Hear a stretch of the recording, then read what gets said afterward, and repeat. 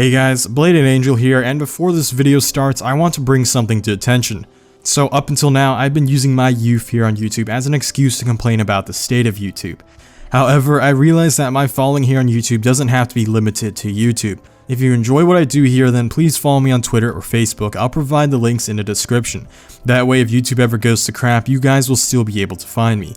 Thanks for taking your time to listen to this, so now let's get into the topic of this video. A lot of you guys kept asking me to make list videos about which cars are the best first cars. But instead of listing an arbitrary number of cars this video, I'll be teaching you how to choose your first car based on what you want. I'll be ranking them based on 4 criteria, which are engagement, practicality, reliability, and of course, cost. Before we even get to those factors, make sure you even know what type of vehicle you want. I highly recommend that if you are not a car enthusiast, that you go watch this extensive video I've made about types of cars. If you are a car enthusiast, stay here and don't watch that video. That video is bog standard on purpose, so please stop watching it and complaining about why there aren't any sports sedans, sleeper vans, and 1,000 horsepower Supras. That's not the audience that video was intended for. Anyways, onto the first criteria, engagement. When you buy a car, remember that it's an expensive purchase, so please buy one you enjoy. You are going to wake up every morning and see this car sit in your garage, so it better put a smile on your face. So here's an overview of what to ask yourself in regards to engagement. Sound, do I want to hear my car? Ride quality, do I want to feel the road? Performance, do I need a fast car? Now that you know how to pick a car that appeals to your senses of engagement, it's time to learn how to pick one that serves your intended purpose.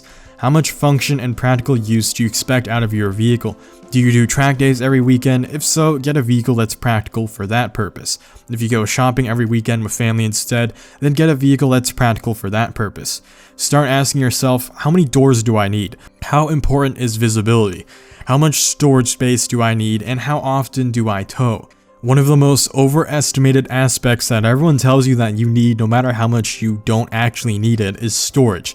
To this day, everyone kept telling me that I'll regret having a car with little storage space, and I know a lot of friends and coworkers who do own an SUV, truck, van, or whatever, and they still rent U-Hauls or use moving services anyway, that whenever they get TV or furniture, they have it delivered to them. Some of them even lamented to me that they don't actually use this storage space as much as they needed to, that they actually would have saved money on buying a cheaper car that uses less gas, and just use a moving service whenever they did move. I'm not saying this applies to everyone, but I personally do not buy a TV every week or move apartments every year. Now I know that there are people who do, and if you also do stuff like cross-country road tripping or have a storage-intensive hobby like camping or dirt biking or something that needs a truck to carry things around, then you most likely will actually indeed use that storage space enough to benefit you in the long run, so go ahead and buy whatever car that suits that. Do not be ashamed to be scared of spending money on your car. I get it. I like to make a lot of jokes about normies not wanting to drop cash on their cars, but at the end of the day, sometimes life can be rough and money can be hard to come by, and even doing what you love can be a chore. So if you want to buy a car that starts up and runs and will do so without question for several years, then go buy that kind of car. Spend the money now to buy a car that will run, so you don't have to spend it later to make it run. Unless you are someone who is really avidly in love with cars and have the time, knowledge, and money, then don't strain yourself. Speaking of money, this brings us to the final criteria when buying a car, which is cost. Again, cars are an expensive asset.